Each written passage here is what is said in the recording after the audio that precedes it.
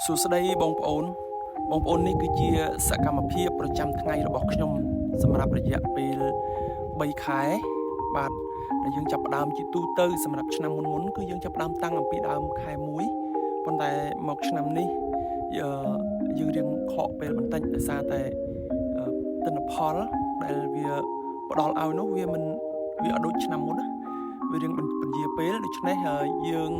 ត្រូវពន្យារហូតមកដល់ត្រឹមពាក់កណ្ដាលខែ2បានយើងបានរើសមួយហើយមកដល់ថ្ងៃនេះគឺ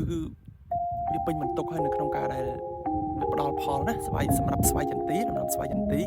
ហើយថ្ងៃនេះគឺជាសកម្មភាពរបស់ខ្ញុំនៅក្នុងថ្ងៃទី1សម្រាប់ពាក់កណ្ដាលខែនេះហើយក៏មានភាពសប្បាយរីករាយផងដែរដោយមើលឃើញថាវាជ្រុះពេញដីតែម្ដងបាទច្រើនលាយឡំជាមួយនឹងស្លឹកនេះហើយអានេះយើងសំដៅទៅលើតែនៅលើដីទេណាមួយផ្នែកដែលវាជ្រុះមកប៉ុន្តែយើងក៏លេចទៅមើលខាងលើបាទ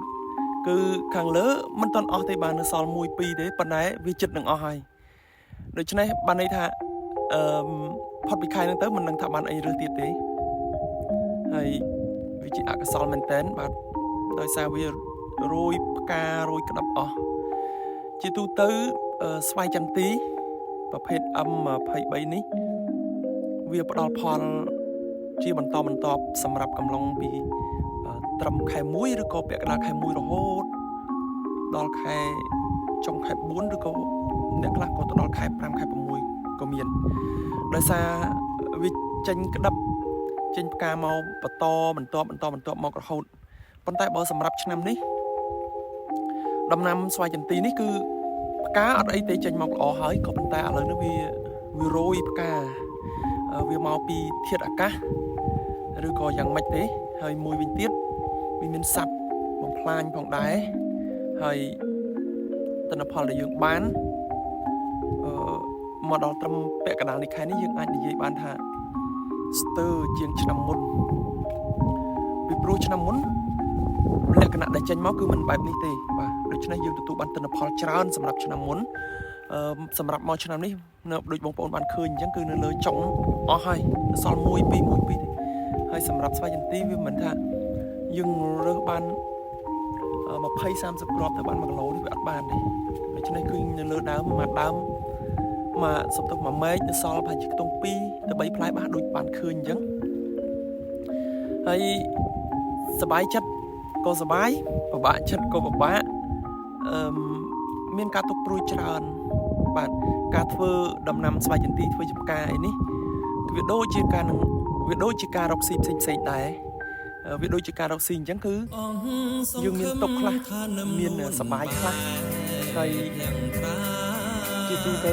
វាមានខាត់មានចំណុចពិសេសយ៉ាងណាអញ្ចឹងការធ្វើការស្វាយចន្ទីក៏ជាផ្នែកមួយនៃការរកស៊ីផងដែរដូចជាពាណិជ្ជកម្មមួយផងដែរហើយយើងបង្កើតនៅផលិតផលក្នុងការលក់ឬនាំចេញក៏ប៉ុន្តែវាអាស្រ័យទៅលើថាតើយើងខិតខំធ្វើបានដោយកម្រិតណាវាទាមទារការថែទាំខ្ពស់ណាស់បងប្អូនសម្រាប់ស្វាយចន្ទីទាមទារការថែទាំខ្លាំងមែនទែនបាទបងប្អូនឃើញស្រាប់ហើយបាទដៃខ្ញុំនេះគឺក្រិនហ្នឹងហើយបាទនឹងធ្វើអត់បានច្រើនដូចគេផងអ្នកភូមិ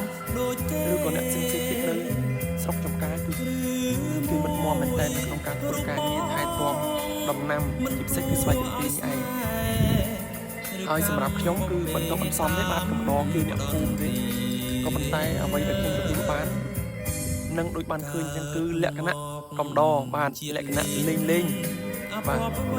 មានប៉ុណ្្នឹងទេបងប្អូនណាសូមអរគុណ